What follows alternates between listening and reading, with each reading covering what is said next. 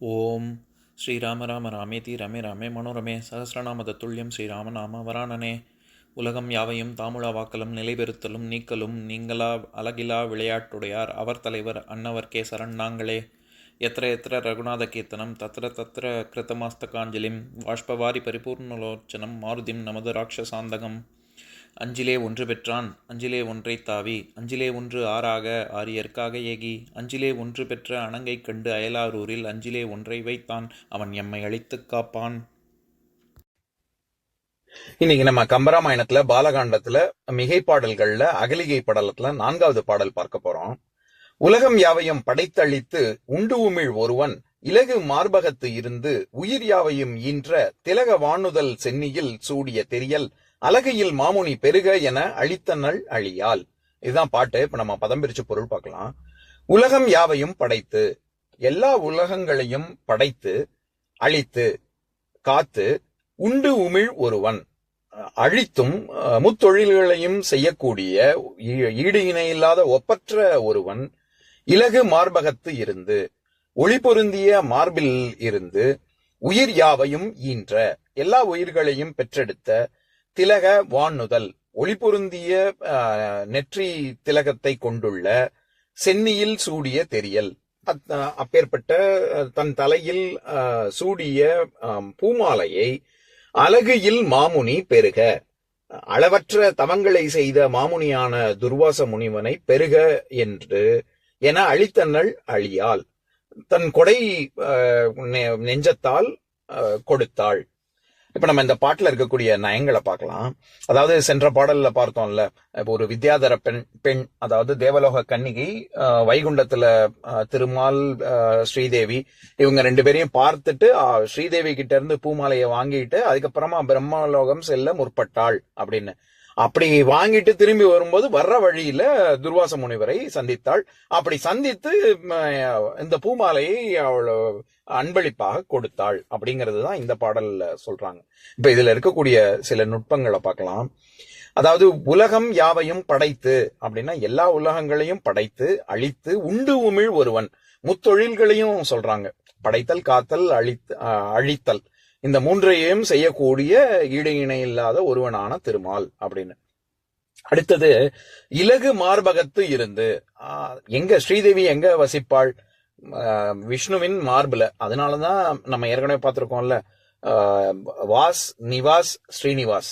ஸ்ரீனிவாசன்னு விஷ்ணுவுக்கு பேர் இருப்பதே மார்புல லட்சுமி இருப்பதனாலதான். அந்த மாதிரி ஒளி பொருந்திய மார்பில் இருந்து அப்படின்னு. இந்த லகு அப்படிங்கிற சொல்லுக்கு பல பொருள் இருக்கு. அதாவது இந்த சமஸ்கிருதத்துல லகு அப்படிங்கிற சொல்லுன்னா தமிழ்ல நம்ம ரொம்ப லேசா இருக்குன்னு சொல்றோம்ல, லேஸ் அப்படிங்கிற சொல்லே இந்த லகுங்கிற சொல்லேருந்து வந்ததுதான். ரொம்ப லைட்டா இருக்கு அப்படிங்கிற ஒரு பொருள் இருக்கு, நம்ம எல்லாருக்கும் தெரிஞ்சது அது. அதை தவிர ரொம்ப நுட்பமானது அல்லது குற்றெழுத்து அதையும் குறிக்கும். இப்ப அதனாலதான் பரதநாட்டியத்துல தாளக்கட்டு வகைகள் சொல்லும் பொழுது லகு திருத்தம் அனுதிருத்தம் அப்படின்னு 3 சொல்லுவாங்க. அதுல லகு எப்படி குற்றெழுத்தாக நம்ம லகுங்கிற சொல் எழுத்து வடிவத்துல பயன்பாட்டுல இருக்கோ, அந்த மாதிரி தாள வரிசையில அது சின்ன தாளத்தை குறிக்கும். அந்த வகையில அந்த லகு திருத்தம் அனுதிருத்தத்துல எதுக்கு சொல்ல வரேன், இந்த மாதிரி எல்லாம் பல பொருள் இருக்கு. இதை தவிர பிரகாசிக்கிறது, ஒளி பொருந்தியது அப்படிங்கிற ஒரு பொருளும் இருக்கு. அதனாலதான் ஔவையார் அருளிய விநாயகர் அகவல்ல, அதாவது சீதக்கிளப செந்தாமரை பூம் பாதச்சிலம்பு பல இசைப்பாட அப்படின்னு இருக்கக்கூடிய விநாயகர் அகவல்ல ஒரு வரி வரும். அதை படிக்கிறேன் கேளுங்க. 4 வாயும் 4 புயமும் 3 கண்ணும் 3 சுவடும் 2 செவியும் இலங்கு பொன் முடியும் திரண்ட முப்புரினுள் திகழ் ஒளி மார்பும் அப்படின்னு. அந்த இடத்துல பிள்ளையார் எப்பேற்பட்டவர் அப்படின்னு வர்ணிச்சுட்டு வர்ற இடத்துல 2 செவியும் இலங்கு பொன் முடியும் அப்படின்னு வரும். 2 பெரிய காதுகளும் பொன்முடினா கிரீடம். அது எப்பேற்பட்ட கிரீடமாக இருக்கு அப்படின்னா இலங்கு பொன்முடி அப்படின்னு வருது இல்ல, அந்த இடத்துல இலங்குதல் அப்படின்னாலே ரொம்ப ஒளி பிரகாசிக்கக்கூடிய அப்படின்ற பொருள். அது இடை குறைந்து, நம்ம செய்யுள் விகாரம் பார்த்திருக்கோம்ல, முதற்குறை, இடைக்குறை, கடைக்குறை அப்படின்னு. அந்த இடத்துல இடை குறைந்து இலங்குங்கிறது இலகு அப்படிங்கிற பொருள்லயும் வரும். அந்த அர்த்தத்துலதான் இந்த பாட்டுல இலகு மார்பகத்து இருந்து அப்படின்னு வந்திருக்கு. அப்படி ரொம்ப ஒளி பொருந்திய மார்பில் இருந்து எல்லா உயிர்களையும் பெற்றெடுத்த லட்சுமிக்கு என்ன பெயர் சொல்றாரு? திலக வானுதல் சென்னி அப்படின்னு. வாழ்நுதல், வாழ்னாலே ஒளின்னு அர்த்தம், நுதல்னா நெற்றின்னு அர்த்தம். ஒளி பொருந்திய நெற்றியை கொண்டுள்ள, அதில் திலகமிட்டுள்ள சென்னி, சென்னியில் சூடிய தெரியல். இந்த பூமாலை எங்க இருந்து வந்தது அப்படின்னா, லக்ஷ்மி அணிந்துள்ள பூமாலை அப்படின்னு தானே பார்த்தோம். அந்த சென்னி அப்படிங்கிற சொல் தலைன்னு ஒரு அர்த்தம். அதாவது சென்னிங்கிற சொல்லுக்கு தலை, உச்சி, சிறப்பு, சோழ மன்னன், இப்படிலாம் பல பொருள் இருக்கு. நிறைய பேர் சென்னை அப்படிங்கிற சொல்லுக்கான பெயர் காரணமே சென்னி, அது தலைநகரமாக இருப்பதனால் அப்படிங்கறதுனாலதான் சென்னியாக இருப்பதனால் சென்னைன்னு சொல்றோம் அப்படின்னு சில பேர் சொல்றாங்க. ஆனா அதுக்கு சென்னைங்கிறதுக்கான ஒரு சொற்பிறப்பியல்ல இதன் காரணமாக வந்தது அப்படின்னு முழுவதுமாக அறுதியிட்டு சொல்வதற்கு இல்ல. அது சில பேர் சில மாதிரி சொல்றாங்க. அதுல ஒரு விதம் இந்த சென்னிங்கிற சொல்ல வச்சு சொல்றவங்க இருக்காங்க. எதுக்கு சொல்ல வரேன், அந்த இடத்துல தலைநகரம்ங்கிற பொருள்ல வருது இல்ல, அந்த மாதிரி தலைங்கிற பொருள்ல தான் இந்த பாடல்ல வருது. சென்னியில் சூடிய தெரியல், தெரியல்னா பூமாலை. அந்த பூமாலை யாருக்கு கொடுக்குறாங்க? துர்வாச முனிவர் அப்படின்னு சொல்லாம அழகியில் மாமுனி. அழகுன்னா அளவு. எதுல அளவு? தவ வலிமையில அவருக்கு அளவு, இதான் அளவு அப்படின்னே சொல்ல முடியாது. அளவற்ற தவ வலிமை கொண்டுள்ள முனிவனான துர்வாசனுக்கு பெருக என அழித்தனல் அழியாள் அப்படின்னு சொல்றாங்க. அதாவது அழி அப்படிங்கிற சொல் தொழிற்பெயர். நம்ம ஏற்கனவே பார்த்திருக்கோம். சுடுவது சூடு, விடுவது வீடு, பெறுவது பேரு, கெடுவது கேடு அப்படிங்கிற சொல் எப்படி முதல் தெரிந்து வரக்கூடிய தொழிற்பெயர் அப்படிலாம் பல வகை இருக்குல்ல. அதுல ஒன்று அப்படியே நேரா ஒரே வினைப்பெயர், இது தொழிற்பெயர் அப்படியே நேரா அதே வார்த்தை வினை சொல்ல வச்சே வரும். இப்ப உதாரணத்துக்கு அருள், அருள்வது அருள்.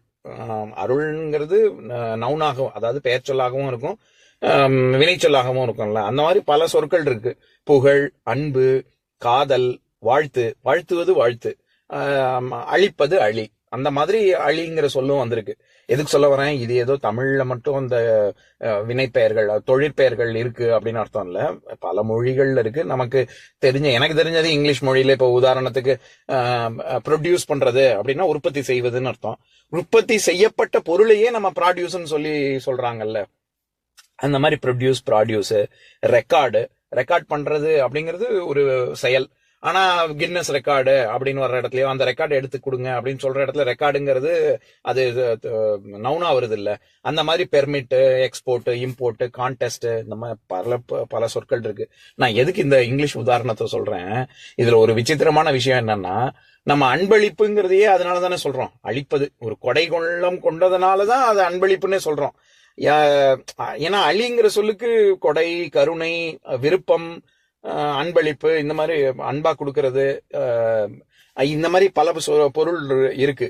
அதே வார்த்தை இங்கிலீஷ்ல பிரசன்ட்ங்கிற சொல்லும் அதே தான், வெர்பல் நவுன் தான் அதுவும். ஏன்னா பிரசன்ட் பண்ணுங்க அப்படி, இதை பிரசன்டேஷன் கொடுங்க, அந்த பிரசன்ட் பண்ணுங்கன்னு சொல்ற இடத்துல அது வேர்பா வருது. நான் இந்த பர்த்டே பிரசன்டா இதை கொடுக்குறேன் அப்படின்னு சொல்ற இடத்துல அது நவுனா தானே வருது, அது வெர்பல் நவுனு. அந்த மாதிரி அதே வார்த்தை அழிங்கிற சொல், அதுவும் இதே மாதிரி ரெண்டாவும் பிரிக்க முடியும். வினை சொல்லாகவும் வரும், பெயர் சொல்லாகவும் வரும். அதுக்காக அந்த உதாரணம் சொல்ல வந்தேன். அந்த மாதிரி இங்க அழித்தனள் அப்படின்னு சொல்ற இடத்துல கொடுத்தாள் அப்படின்னு வினையாகவும், அழியால் எதனால கொடுத்தா அப்படின்னா ஒரு விருப்பத்தாலையும் தன்னுடைய ஒரு கொடை உள்ளத்தாலையும் கொடுத்தாள் அந்த வித்யாதர பெண் அப்படின்னு வர்ற இடத்துல பெயர் சொல்லாக வருது. இப்ப நான் பாட்டை இன்னொரு தடவை படிக்கிறேன், கேளுங்க. உலகம் யாவையும் படைத்தளித்து உண்டு உமிழ் ஒருவன் இலகு மார்பகத்திருந்து உயிர் யாவையும் ஈன்ற திலக வானுதல் சென்னியில் சூடிய தெரியல் அழகையில் மாமுனி பெருக என அழித்தனள் அழியால். இன்னொரு பாட்டு பார்க்கலாம். ஓம் சாந்தாகாரம் புஜகசயனம் பத்மநாபம் சுரேஷம் விஸ்வாதாரம் ககனசத்ருசம் மேகவர்ணம் சுபாங்கம் லக்ஷ்மீகாந்தம் கமலநயனம் யோகி ஹிருத்யானகம்யம் வந்தே விஷ்ணும் பவபயஹரம் சர்வலோகைகநாதம். உம்பரோடு இம்பர்காரும் உலகம் ஓர் ஏழும் ஏழும் எம்பெருமான் என்று ஏத்தி இறைஞ்சி நின்று ஏவல் செய்ய தம்பியரோடும் தானும் தருமமும் தரணி காத்தான் அம்பரத்து அனந்தர் நீங்கி அயோத்தியில் வந்த வள்ளல். ஓம் பூர்ணமதః பூர்ணமிதம் பூர்ணாத் பூர்ணமுதஸ்யதே பூர்ணஸ்ய பூர்ணமாதாய பூர்ணமேவாவசிஷ்யதே. ஓம் சாந்தி சாந்தி சாந்திஹ. ஓம் சர்வேஷாம் ஸ்வஸ்திர்பவது, சர்வேஷாம் சாந்திர்பவது, சர்வேஷாம் பூர்ணம் பவது, சர்வேஷாம் மங்களம் பவது. ॐ शान्ति शान्ति शान्तिः। ॐ सर्वे भवन्तु सुखिनः, सर्वे सन्तु निरामयाः, सर्वे भद्राणि पश्यन्तु, मा कश्चित् दुःखभाग् भवेत्। ॐ शान्ति शान्ति शान्तिः।